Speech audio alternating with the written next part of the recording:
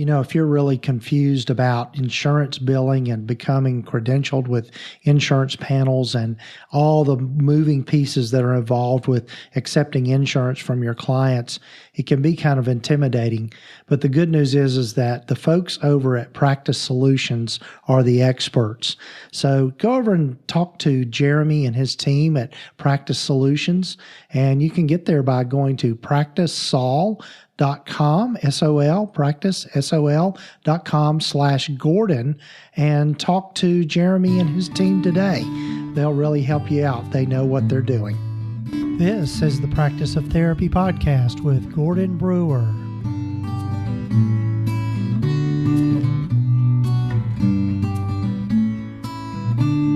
This is session number 58 of the Practice of Therapy podcast. Hello, folks. I'm Gordon Brewer, and I'm so glad you've joined me for the podcast. If this is the first time for you to listen to the podcast, glad to have you. And do take the time to subscribe to the podcast wherever you might be listening to it, whether it be on Apple Podcasts or Google Podcasts or Stitcher or Spotify or iHeartRadio or Intune Radio. I think that's got most of them. YouTube's there as well. So you've got lots of places you can listen to the podcast, but do subscribe so you get all the new episodes when they come out. And if you're a returning listener, so glad you've decided to join me and to follow me here at the Practice of Therapy. As I'm recording this, it's kind of a little bit of a dreary day here in East Tennessee, and it's been raining pretty much all day. And so right before I started to record this intro for the podcast, I went and got me a cup of hot tea, and it's pretty dang good, if I do say so myself. How can you mess up tea? But it got me thinking, or just kind of thinking about all of the British TV sitcoms and programs that my wife and I are into now on Netflix, and I'm just fascinated by all things British now. I guess you could call me what is it called? An Anglophile. And so I'm just fascinated with the UK and the British Isles, and just all the little cultural nuances that you see for the folks over there. And maybe some of you are listening to the podcast. If you live there, maybe you can invite me over. I've never been to the British Isles, and it's definitely at the top of my bucket list to get over there and I would love to go over there and just spend a month. I think that would just be so awesome to me, to be able to just kind of immerse myself in the whole British culture. So anyway, my cup of tea, or as you call it over there, my cuppa, got me thinking about all those things. And anyway, that was just on my mind, and thought I'd say all that. One thing I do want to do in this episode is give a shout out to my new virtual assistant, Rachel. And she is the person that is doing my podcast production stuff. She's the person that does all the stuff behind the scenes for the podcast, in terms of doing the audio editing, and then putting together the show notes and the show summary, I guess, is more of a proper way of saying it. But thanks, Rachel, for doing all that you're doing to help me out, and it has made my life so much easier. Probably most of you that listen to this, I don't know if you've thought about it, but there is a lot of time that goes into creating a podcast, and I'm so happy to be able to do it every week, and I look forward to doing it every week. And it's I just enjoy it, because when I decided to do the podcast, started the podcast a little over a year ago, and it has just grown exponentially. I think we're up to close to 15,000 downloads so far. Not huge for some people. I mean, there are podcasts out there that get in the hundreds of thousands, the 6 and maybe even 7 digits with their downloads, but just started a year ago. So as I mentioned to my guests today, one thing that I have to remind myself is not to compare my start to somebody else's middle. So anyway, anyway, I just want to say thanks again for listening to the podcast, and thanks to Rachel for helping me get this out. There's probably, for each episode, I bet there is at least, we've gotten better at it because learning how to be more efficient with it, but it takes at least 3 hours to put all the things together that we need to put together for the podcast episode. So anyway, just wanted to let you know that. One thing that my guest today, Tina Wehner, and I'm going to tell you more about Tina, or let her tell more about herself here in a minute. But Tina is a person that I met again through our mutual friend Joe Sanok over at Practice of the Practice, and Joe's just become a dear friend and great mentor to me. I'm going to be with Joe, by the way, out in Colorado next fall in October. He's putting together, and I'm sure I'll be helping him promote this later, but it's something called Killing It Camp. And if you listen to Practice of the Practice, he's probably put some hints out about that, but I'm going to be, Joe's was so gracious to invite me to be one of the speakers for the camp. And so hopefully those of you that might be doing that, I can get to meet you in person. I'm headed, next week, I'm headed to, up to Louisville, Kentucky to go to the AAMFT conference. And so if you're listening to this around that time, it's going to be, when is the date of the conference up there? Let's see. Today is so it's going to be around the November the 15th through the 18th up in Louisville, Kentucky. But anyway, if you're there, try to find me. I'd love to meet you and love to get to know you and hang out if we get a chance. So going to be doing that. But anyway, where was I going with this? I was talking about how I met Tina, and Tina and I have been in some mastermind groups together, and she is just a delight to get to know. One of the things that Tina was kind of planted a seed for me a little bit, in that she's one of my former guests here on the podcast, and I'm sure I'll have her back, and that's Casey Compton. And Casey has built a large group practice up in Kentucky, and she is just kind of, her superpower is putting systems and processes together to be able to scale in that way. But anyway, Casey joined me also when I interviewed Mike Michalowicz, who is the author of Profit First. And through that whole process of talking with Mike and learning about Profit First and reading the book, and Tina was a part of those conversations early on of just really thinking about where we are financially in our private practices. And most of us just do not get the training in that do not know how to navigate the whole financial side of private practice. So I took it upon myself to start doing some research and learning more and more. I've learned a lot along the way, just in my own practice and just working with my accountant. But what I'm doing is putting together this finance course. It's going to be called Money Matters in Private Practice. So keep an ear out for that. I'm going to be talking some more about that as I get it put together. I'm in the process of getting all the modules together, and it's going to be an online course that's going to be available the first of the year in 2019. I hopefully maybe get it out in December of 2018, but that's my goal, is to get all the parts of that put together and all the videos recorded and all those kinds of things to have that course ready for folks. And one of the things you can do right now, though, is go to practiceoftherapy.com/finance guide. And I've made available there, which has been part of my work on this course. I put together a financial analysis guide, and it's a free download for you. And you can go over to that, again, it'll be here in the show notes, but practiceoftherapy.com/finance guide. And you can sign up to get that free download. It'll just be emailed to you, or the link will be emailed to you, and you can get that. It's a PDF. It's about, I think it's about 5 pages long. So it's just walks you through the process of really kind of getting a handle on where you are in your practice financially.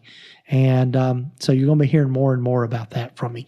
So anyway, Tina was one of the people that helped kind of plant the seeds of that idea for me.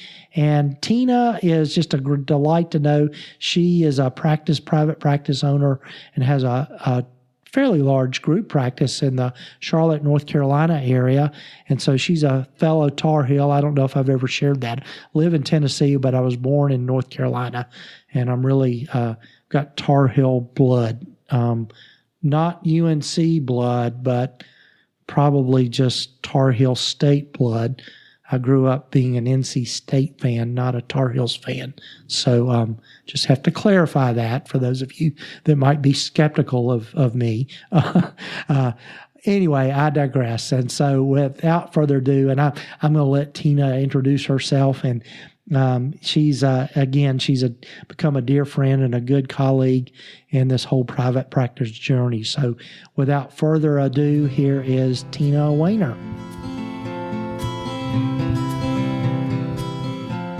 Well, hello, everyone, and welcome again to the Practice of Therapy podcast. And I'm so excited to finally, at last, get Tina Wehner on with me. And I'm so glad we have been trying to do this for probably the last 6 months, I guess, or more, and just our schedules never would line up. But Tina has become a good friend of mine.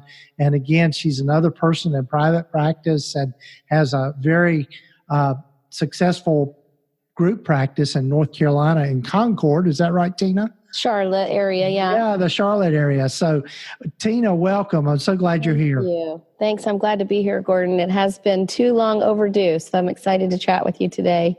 Yes.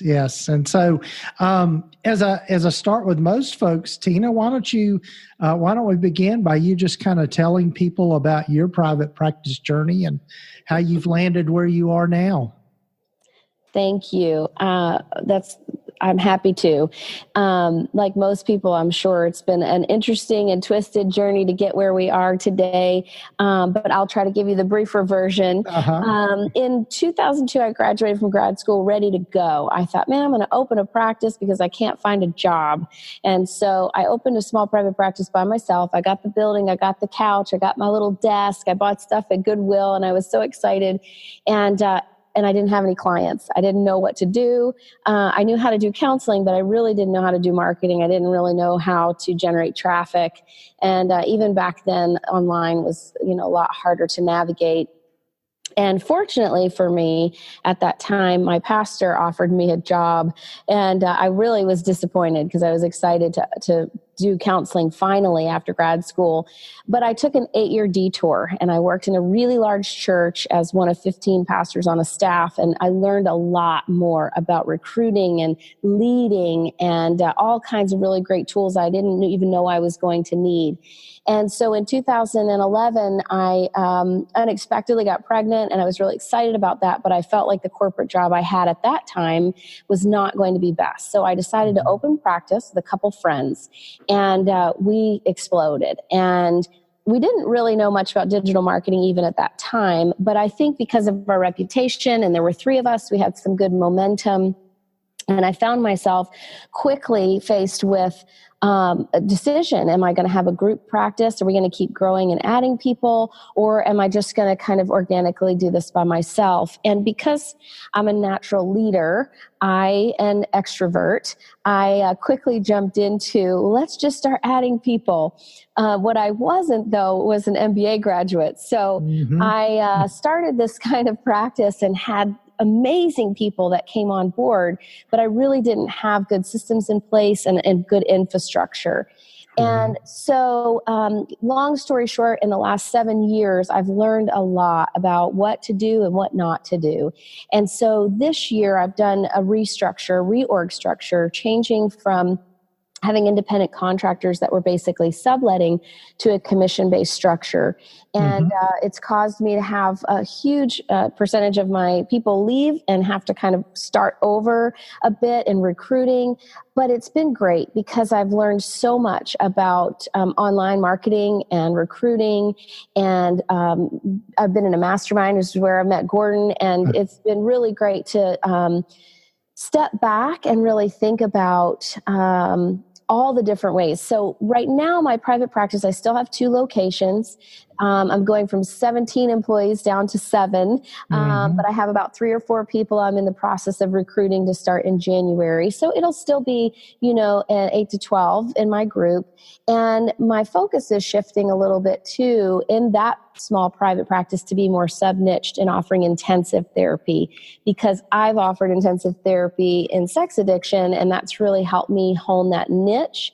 My goal is, now that I have commission-based clinicians, to train them really well and to help them advance that in our community. And so I'm going to be working on that here shortly in the upcoming future.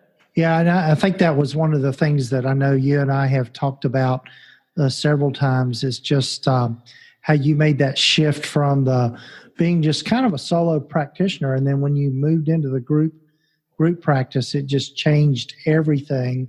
And then also the thing that just really I think is interesting is just this whole concept around doing intensives. And so tell folks a little bit about that, just about for those that maybe are not familiar with that concept, just how that was a big game changer for you. Yeah, it was a huge game changer for me because when I started back, I had taken basically a 10-year hiatus. So I felt really rusty. I thought, I don't know what I'm doing, And so I jumped into all kinds of training really quickly out of the gate.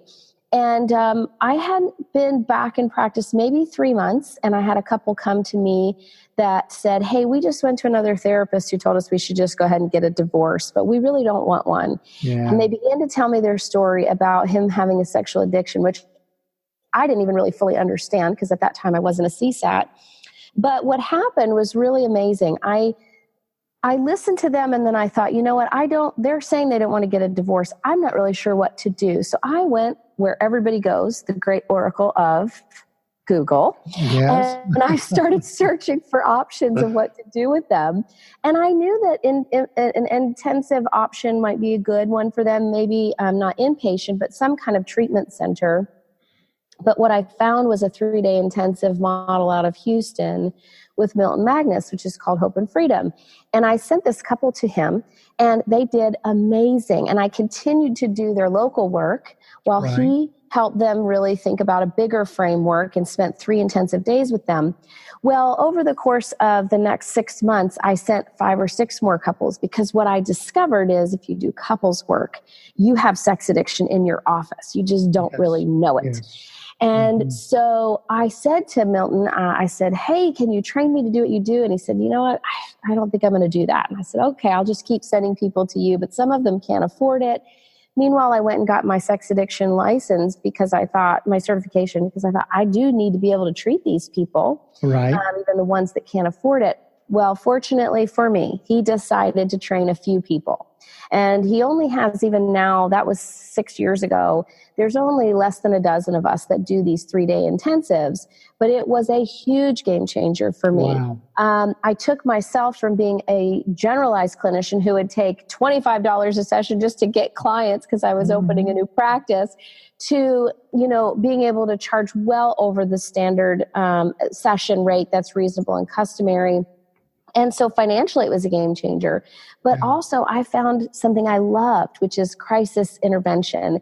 And so doing intensive therapy for 3 days is like doing 6 months of work in a 3-day window.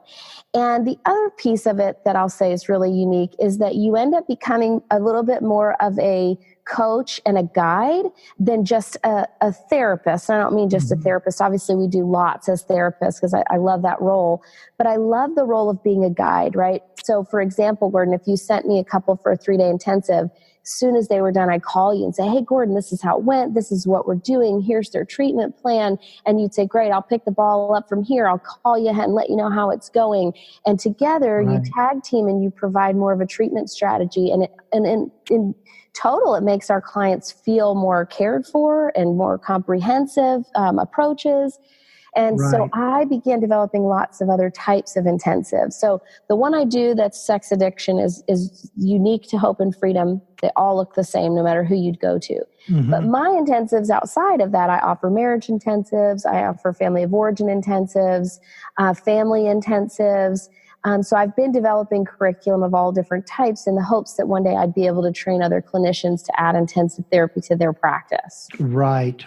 And I think what's, the thing that's just so brilliant about that is that it really concentrates not only the time for the client or the patient, but also it concentrates your time in that you're getting much more bang for your buck in terms of your fees and all of that sort of thing. Because, as we were, Tina and I are in a kind of it was a book club that we've been a part of with Casey Compton.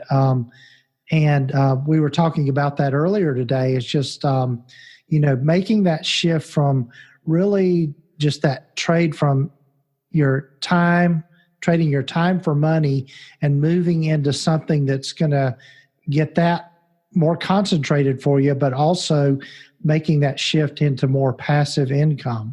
Absolutely. Yeah. So if you're, just hypothetically here, if you're normally getting, say $125 a session or $100 a session, and you were to take that and double that, but only work half the time, that's working smarter, not harder, right? Yeah, absolutely. Yeah, so. It's a combination of two things, right? There's that saying I've heard numerous times. I don't know who said it, so I won't give credit because I don't know. But the riches are in the niches. Yes. Right. And so there's this aspect of becoming a niche therapist. So I became niched in sex addiction. Then I became like double niched in intensive therapy. And so that really changed it. And then I did something that was a little bit more unconventional and packaging my therapy in a way that helped me maximize the cost and maximize the person who was in need.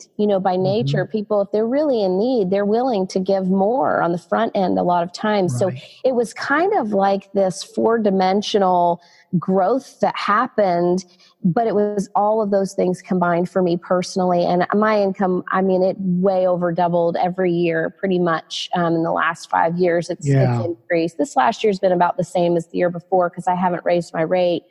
But I definitely think for general practitioners, finding creative ways to work smarter, not harder is really important. And I'm super passionate about that. And that's what my consulting practice, a huge piece will be about that. Right. Yeah.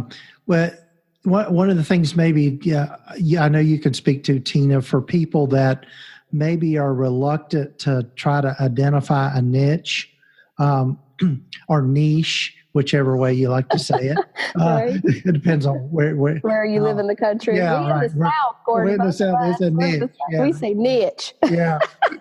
It's kind of like the difference between naked and naked. That's right. Well, we could go on for hours on this, right? So anyway, so for those folks that might be kind of reluctant to maybe, they think, well, I'm going to miss out on clients and I'm going to, if I don't treat it all, I'm gonna lose business, and that's really not the case. You want to say a little bit about that? Sure.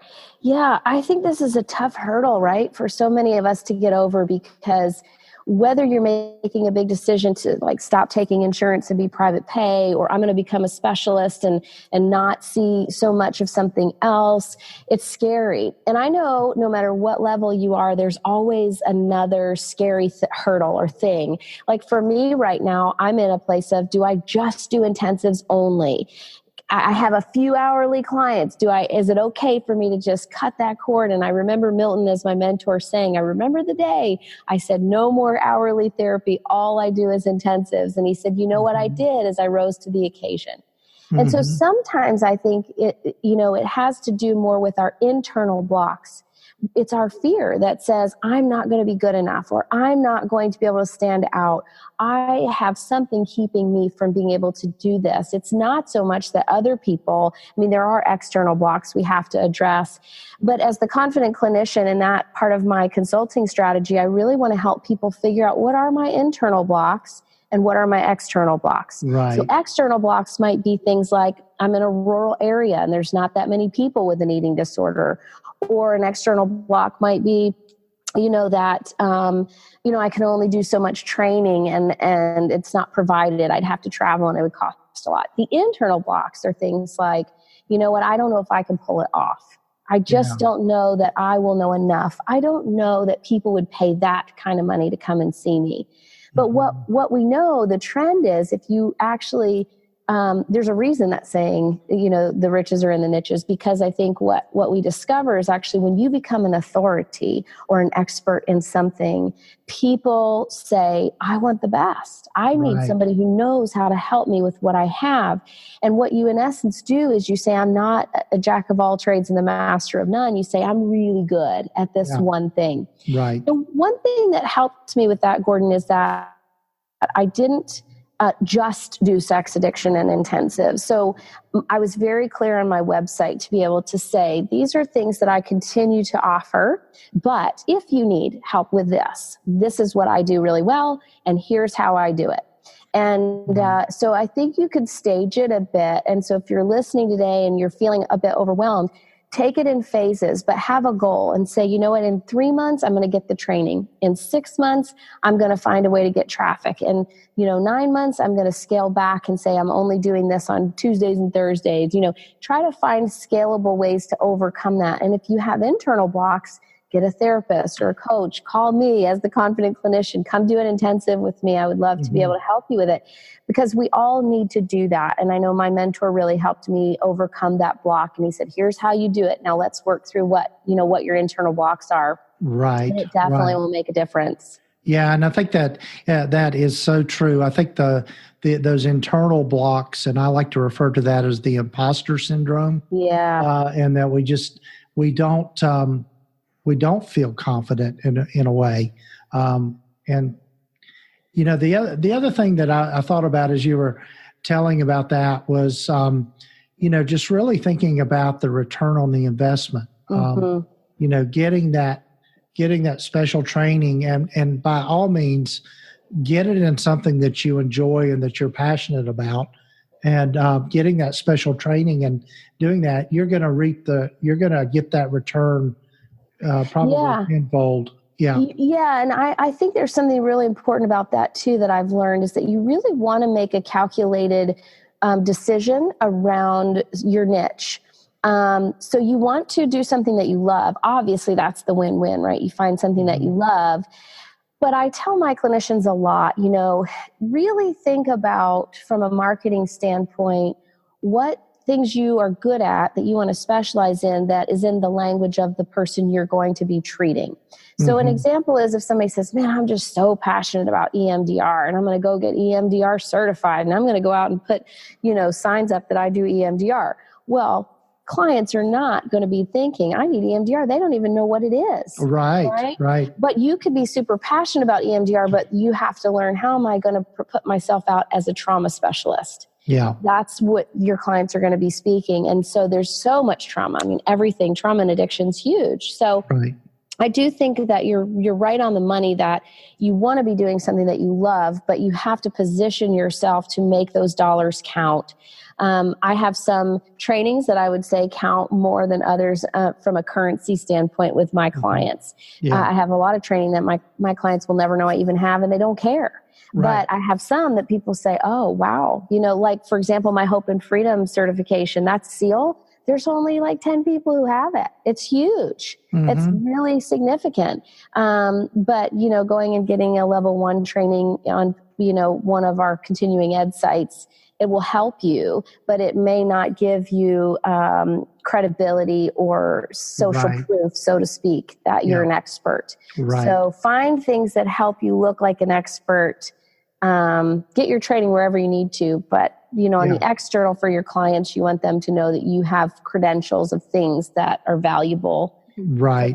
Right. Yeah. And I think the other thing around that is, and this kind of bleeds over into the marketing standpoint of, marketing your practice. And I think one of the things, I think our credentials are important, but even more so than that is communicating to people that you do know how to help them and that you can solve their problem. And that being able to be communicated. Yeah. And then backing it up. I mean, I will say that in the field of sex addiction, for example, because I do intensives and I always have to refer people when they go back home.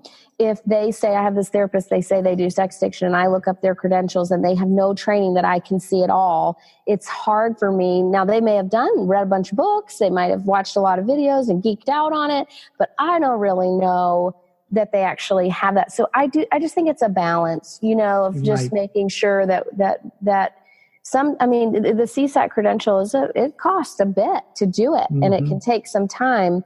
But I know, for example, for me, that one's been really, really beneficial. And so my supervisees, I work with them quite a bit on let's really look at what you want to do and what's that ROI going to be for you, based on what it costs for that training and what you're going to get back. Right.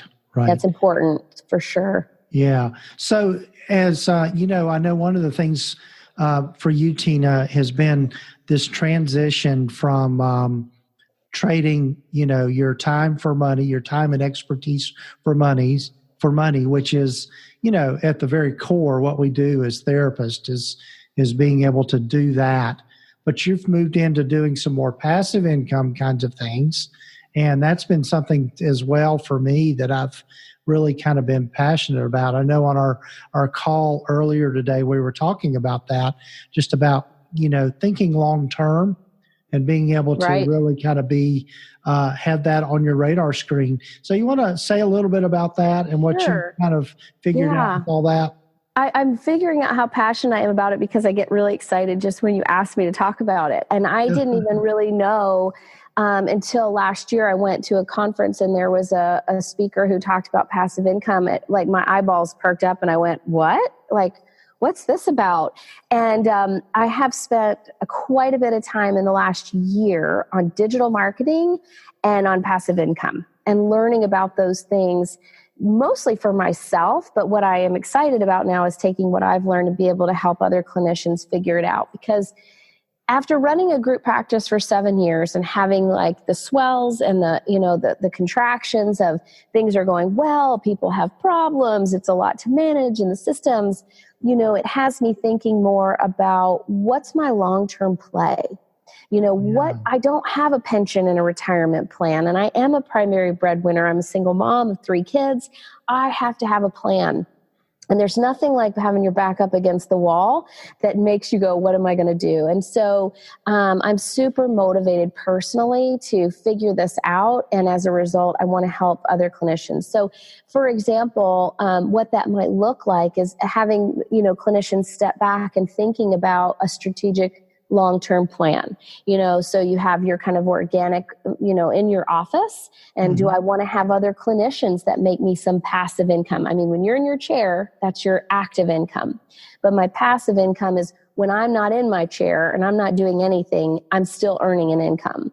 And so there's all kinds of different avenues from the written word, the spoken word, and products that you could develop. And so I will be doing training on that and helping people learn what are those 3 different areas, what are some categories and ideas that people are passionate about, and helping them put together a plan for 1 year, 3 years, 5 years, 10 years, depending on where they are in their practice, so they can be thinking about it being something they love and not just a great idea. Because we all can get that shiny object syndrome, right? Yep. Somebody says, oh, I made $1 million doing this. And you're like, that's great. But, it wouldn't really work for me. I'd peter out on it. So there's a whole world that we really don't know a lot about as clinicians because we are so focused on doing what we do really well, unless you're positioning yourself to hang out with people in a totally different area. It's like you don't know what you don't know until you know it. And then you say, man, I wish I knew this 10 years ago. So I'm feeling that way personally. Why I've enjoyed knowing you so much, Tina, is that I see so many parallels for me as well in just my own practice and my own life. And that, I tell people all the time, I've learned so much the hard way in the 10 years I've been in private practice. And, boy, I wish I knew then when I started what I know now. Right. And it just would have been, I would have, been in a totally different place. Not that the place I'm in now isn't good, but it's just, that's not knowing. We don't know what we don't know, and that's the scary part. And the other thing too, just about that, and it's neat how you were working on similar things. I've been working on this finance course for therapists, and just really going into the nuts and bolts about how to manage the financial side of private practice and the systems and all that sort of thing. I think that's the one thing that we can experience a lot of money shame and all kinds of things around that. Yeah. And I think it's just, being able to find that balance and being able to really think long-term is definitely something that everybody needs to take into consideration. Well, it kind of goes back to what I was saying about the mentoring piece, right? Like you having this podcast and giving people a forum to learn. When you're a guide, you're just a few steps ahead of somebody else. You're not saying, I have it figured out. You're saying, hey, I'm a few steps ahead of where you might have been. And so I don't have to be all the way down the road. I can just say, hey, this is where I am. And maybe there's a consultant that's further, but depending on where people are, you find somebody that's just a few steps ahead of you, and you can learn from them and save yourself a lot of heartache. And I know that Gordon, you and I, we are super passionate about that. And when we get in groups with our peers, we all get really excited because we want to help. And that's why we're therapists. We want to help people alleviate negative pitfalls and fears. And so overcoming their fears and such. So I totally agree with you. Right. Yeah. So one of the, one of the things that a quote I heard the other day was, and just thinking about, this just kind of all ties together with the imposter syndrome and, knowing what we know and don't know. But somebody, I forget who it was. It might have been Pat Flynn. I know we were talking about him earlier, but said never compare your start from someone else's middle. Someone else's middle. In their practice and in their business, because where I've come from the very first day that I started, like you, I started working with people in the church context.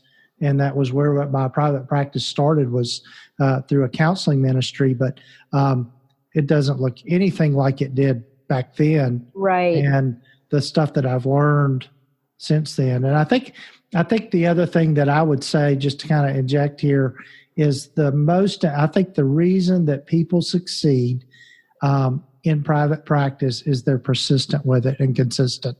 And they just stay at it. I saw a TED Talk recently that they said grit and tenacity is like the key ingredient for successful people. Research shows that. So I agree. I think just kind of sticking to something is half the battle and not giving up. Yeah. So, well, Tina, I want to be aware of your time and our time. What are some important things that maybe you'd want to leave people with, and just thinking around this whole topic here around all that? Well, for me, I think what I would just encourage you all listening the same way I would feel encouraged is just to find ways to resource yourself, find ways to put yourself around people who are smarter, and just learn. I think that I love The Ideal Team Player by Pat Lencioni. He talks about the ideal team player is hungry, humble, and smart. I love that. I think it's so true. And, I would just really encourage people to have a teachable spirit, because if you do, humbly, you can really learn so much from other people and not have a scarcity mentality, but a generous mentality and learning. And, I know for me, I have my own fears that keep me from making myself available to help people. And it can hit hard and fast. One day something can happen and all of a sudden you think, what am I thinking trying to help other people? This person knows so much more than I do, or this person does. And really what we're doing is we're limiting ourselves, and we're limiting our reach and our influence. Right. And I think there's so many people who need more. And I will just say, to tell you kind of my goal with the Confident Clinician for people who are looking for it is to have kind of a multi-pronged approach. So I want to do intensives individually with people one-on-one so that they can really figure out some of these things we're talking about today. How can somebody look on the inside, and I give them permission to peer in the window that nobody's allowed to peer into, and help them discover what are those things that are keeping me from moving forward. The next piece is really the learning piece. So I'm going to develop some courses over this next year where every month we focus on a different aspect of our private practice, and people can learn what they don't know. And the third piece is a coaching piece, which is peer-to-peer, one-on-one with me, and then a group coaching that says, okay, so I'm honing in on what I need to work on. Now I'm learning things I didn't know, and here's my accountability and the group of people to help me really keep the engine going, And so that's the approach that I'm taking with the Confident Clinician in 2019. And I'm really excited to beta test that and launch it. And so I'm looking for people who are interested to be beta testers for that, and to help develop and pioneer it. Because I really feel like if I had that 7 years ago and somebody could have helped me with the systems, or helped me really hone in on what I needed to learn, or even tell me these are things that are blocking you, Tina, and you don't even know it because you can't see your blind spots, that I would have saved myself a lot of heartache, and I would have probably had quite a bit more money in the bank to show. Oh yeah, absolutely. Absolutely. So, and that just, and I'm so excited that you're venturing into that, because you're a natural for it. And I think you're going to, thank you. I know you've even helped me in just our groups and things, and just being able to give me other ways to think about things, and just really learning from your experience. And that's, I think that is one of the things I say I wish I had done when I first started into private practice was I wish I had reached out to others sooner. Right. In terms of networking and finding a group of colleagues that were at similar places. And I think that's the beauty of things like mastermind groups. And people have heard from me, I started a mastermind group for my own mastermind group back in early fall. And so I'm going to be doing some more of those as well. That's great. So just really awesome. And so, and what I love about this whole, I'm glad you're jumping into this consulting space, because the collaboration of all the people I've met so far and everything is just wonderful. It's a wonderful I agree. community. And it kind of goes back to that idea of generosity versus a scarcity mentality. Yes. I think it's really tempting when you're in a service-based business to look at all the people who are providing the service you're providing and feel threatened by that. It's the same in the consulting space. You could feel super threatened. There's not that many doing it. But one of the things I love about you, Gordon, and so many of the others that are in the consulting space is that there's a sense of a generous spirit. There's plenty of people to help. We all have different ideas. Right. We're all coming together to collaborate. And what comes out of that is a country that's changed, right? Because the clients end up getting the best from all of us. And instead of it feeling like we're competing, we're all really working together. Yeah. So I'm all for collaboration. I love it as well. Yeah. And I'm so happy to do that today with you and, just continuing forward. Right. It's great. It's really fun. Yeah. And that's, it really is a game changer. So Tina, if people would need to get in touch with you or want to get in touch with you and find out more about the Confident Clinician and all that you're doing, what's the best way to do that? The best way is probably I bought a really cool domain that was super easy to remember. And I do have the confidentclinician.com, but sometimes the spelling can be tricky. So counseling101.com is the best and fastest way. Everybody should be able to spell that, counseling101.com. And you'll be able to get in there. And I have sexaddiction101.com, which will be geared to sex addiction. But Counseling 101 is a great way to find me. And from there, you'll go to where you need to go based on what you need. Great. Yeah. And we'll put those links in the show notes and all that. Okay, terrific. Have that. So, and I would love to just mention really quickly about sex addiction. If you are, as a clinician, wanting to look for someone to help you with 3-day intensives, find a chfp.com is a site that you could go to where you can work collaboratively with those people and send your clients for an intensive and they come back to you. There's no threat. We don't poach clients. It's in our contract. So it's a great resource for your clinicians that are listening who say, you know what, I do marriage therapy and I wonder about this client. Great resource for you to be able to have somebody help you. Yeah. That whole niche is something that I'm passionate about. And that's really kind of a sub niche for me, in addition to couples, is working with men that are struggling with sex addiction. It's a big problem. And so we need to be resourced and figure out what can we do, just like I did with Dr. Magness when I did it 7 years ago. You find somebody that can help you where you don't know what to do. So happy to help resource people in that way as well. Okay. Well, Tina, really thanks so much for being here. And I'm looking forward to this episode being out there, and feel free to get in touch with Tina and with me. I'm glad to have that. So take care, Tina. Thanks so much, Gordon. Bye-bye. Bye-bye.